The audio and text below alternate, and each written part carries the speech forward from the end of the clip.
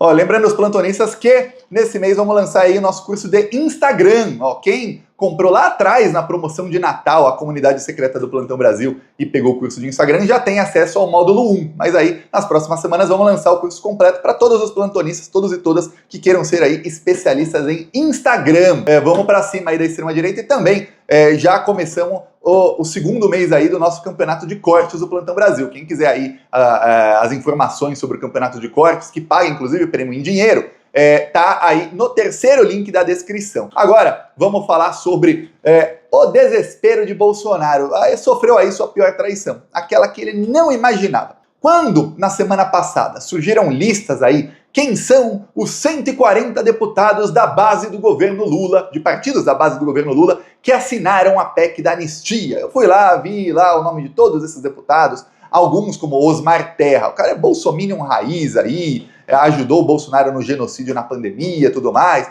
Ah, o MDB, que é o partido dele, é um partido da base. Pô, mas ele é bolsominion, vai assinar mesmo. Mas tinha aqueles deputados com quem o governo tem aí acordos e que não deveriam ter assinado, são cerca de 70. E esses aí é que o governo está pressionando para que tirem as assinaturas. Só que, em pânico, ontem, o líder do PL, Sóstenes Cavalcante, já protocolou aí o pedido de urgência porque estavam tirando assinaturas e nas próximas horas ele perderia a maioria e aí não ia poder protocolar o pedido. Então ele protocolou. O governo agora está pedindo que os deputados tirem a assinatura mesmo assim. Em teoria não se pode tirar a assinatura depois que foi protocolado o pedido, tá? Mas, na prática, se pode. Então, estão pedindo aí para os deputados retirarem. Quando saíram aquelas listas, eu vi que faltava um nome. E assim, peraí, tá, uma lista de 140 eu devo ter visto meio errado, né? E tá.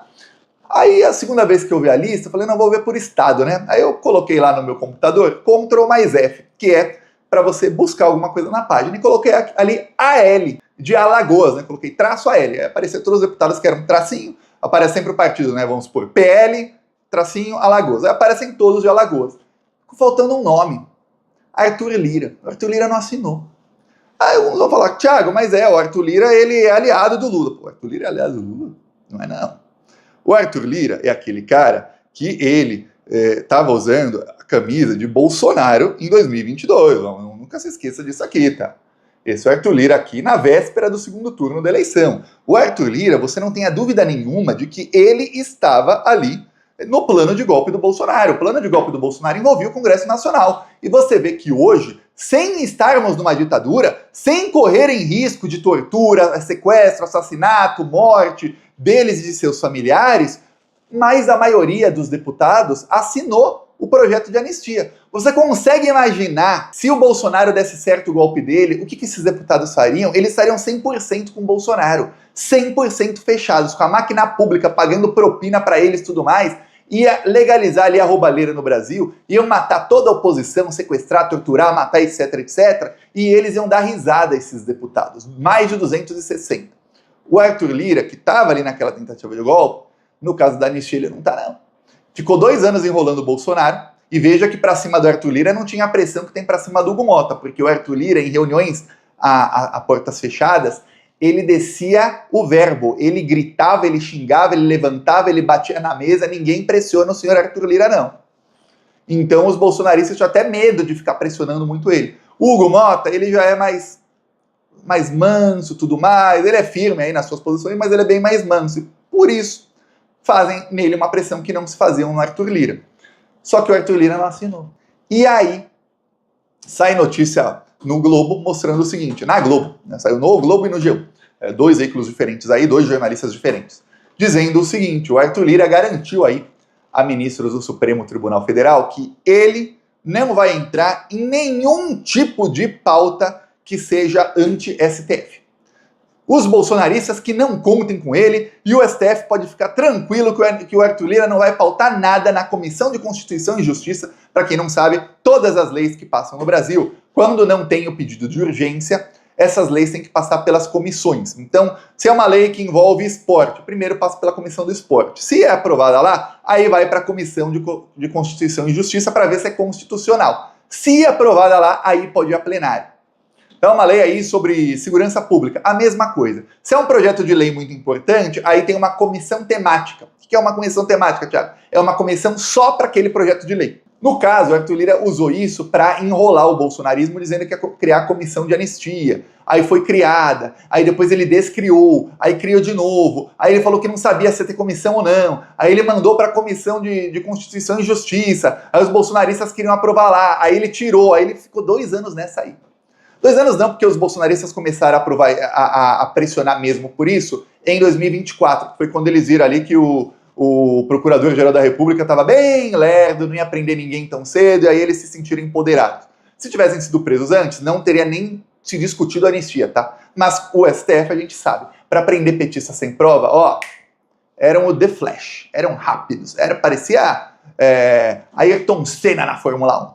Para prender bolsonarista, aí é uma tartaruga manca. Nossa senhora, aí demora para prender gente de direita. Sempre foi assim no Brasil. Para prender a esquerda é rápido, para prender a direita, é um parto.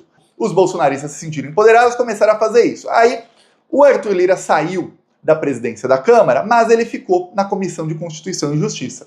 E aí ele falou, olha, se quiserem pautar qualquer coisa lá, por lá não passa. Lá tem uma barreira chamada Arthur Lira, tô com vocês e não abro. Essa mudança do Arthur Lira ocorreu depois da viagem dele com o Lula no Japão. Vamos lembrar que a maior reclamação do Centrão, e aí alguns culpavam a Janja por isso, outros diziam que não era culpa dela, era o Lula que mudou mesmo.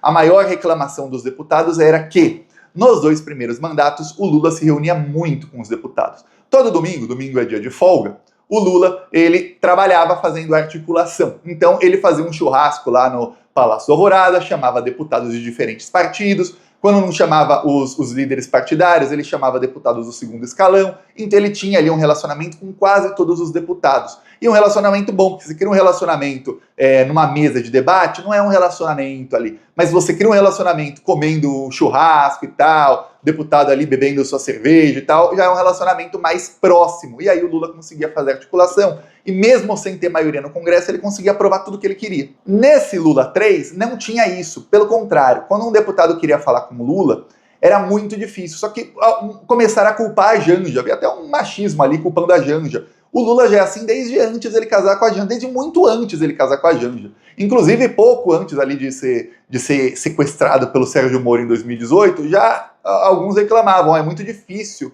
chegar ao Lula, muito, muito difícil. Inclusive, eu lembro em 2020, na pandemia, quando teve uma entrevista que eu fiz uma pergunta para o Lula, que com vários influenciadores, youtubers progressistas com o Lula, a maior reclamação de todo mundo era, é impossível até uma entrevista de meia hora com o Lula, é impossível, não se chega ao Lula. Então, nada indica que é culpa da Janja, o Lula que foi mudando. E aí, os deputados reclamavam disso, só que em 2025, parece que a água bateu no bumbum, quando a água bate no bumbum, você fala, opa, tenho que me mexer.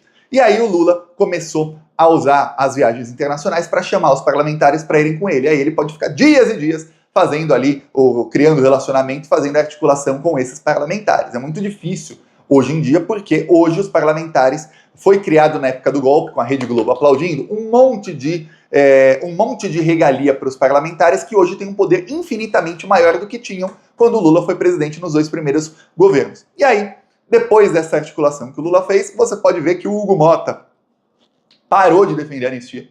Ele chegou a falar até que a anistia era válida e tudo mais, mas que não ia pautar, tudo mais. Ele dava ali mensagens trocadas, falava uma coisa pro bolsonarismo, outra coisa ali pro petismo, e aí ficava todo mundo. E aí, quem pode confiar nele? Nós ou eles? O Arthur Lira fazia a mesma coisa por 2 anos e não pautou a anistia. Por 1 ano aí. O Hugo Mota não sabia, será que ele vai aguentar aí 2 anos de pressão? Pois bem, depois aí da articulação do Lula lá na Ásia, o Hugo Mota tá aguentando, tá matando no peito. E aí o Arthur Lira viu que o Hugo Mota está aí na berlinda com todos os bolsonaristas detonando ele, e o Arthur Lira entrou em campo e falou, ministros do STF, também sou parte desse time que é contra a anistia, viu? O Arthur Lira tá mandando um sinal pro STF porque ele tá com medo. Por quê? Porque o STF está investigando um crime aí do Arthur Lira com as emendas parlamentares. Tem vários crimes, inclusive o crime dos kits de robótica que o Gilmar Mendes não apenas engavetou, como mandou a Polícia Federal devolver 4 milhões de dinheiro roubado pelo Arthur Lira e por seus comparsas. Pois bem, o Gilmar mandou devolver, mas eles não retomaram o dinheiro, porque para retomar o dinheiro tem que provar que ganhou o dinheiro legalmente. Nem Arthur Lira e nem os seus comparsas conseguem provar a origem do dinheiro. É dinheiro roubado, dinheiro público roubado. Pois bem, mas você vê aí o nível de Gilmar Mendes, né? Esse que diz aí que é aliado do governo Lula, mas que empoderou o Arthur Lira no momento em que o Lira estava ali indo para cima do governo, que foi no ano passado. Só que o Flávio Dino, ele viu ali indício de crime nesse kit de robótica por um relatório da Controladoria Geral da União e mandou a Polícia Federal ver se tem que investigar isso ou não. E não tenha dúvidas de que a Polícia Federal já começou a reinvestigar o caso. Mesmo com as provas anuladas pelo Gilmar Mendes, a Polícia Federal consegue outras provas para esquentar o caso e para conseguir pegar os bandidos. Só que o problema não é esse. O problema é que, em fevereiro, o Glauber Braga e outros 2 parlamentares, inclusive um bolsonarista, que é o Cleitinho, senador aí, que disse que queria fazer chapa com o Manga, Rodrigo Manga, lá, o prefeito criminoso de Sorocaba, tiktoker, que o Manga seria presidente e Cleitinho vice, a chapa deles. Pois bem, o Cleitinho, o Glauber Braga e mais um parlamentar, eles fizeram denúncias aí à Polícia Federal de que o Arthur Lira, ele estava pagando emendas secretas e oferecendo aí para os deputados, mesmo quando o Flávio Dino tinha proibido isso, ou seja, estava cometendo crime, continuava cometendo crime. E eles foram depor na Polícia Federal em fevereiro. Depois disso, o Arthur Lira mandou aí, ele nega, né, mas é óbvio que ele mandou, todo mundo viu a movimentação, ele mandou acelerarem a cassação do Glauber Braga. O governo Lula espera aí que o STF barre a cassação do Glauber Braga, porque nenhum parlamentar nunca foi cassado aí por agressão. Ele nem deu agressão, ele deu mais um empurrão no cara do que um chute propriamente dito. Peço aí a sua inscrição no Plantão Brasil. Seguimos aqui na luta contra essa corja maldita. Falou!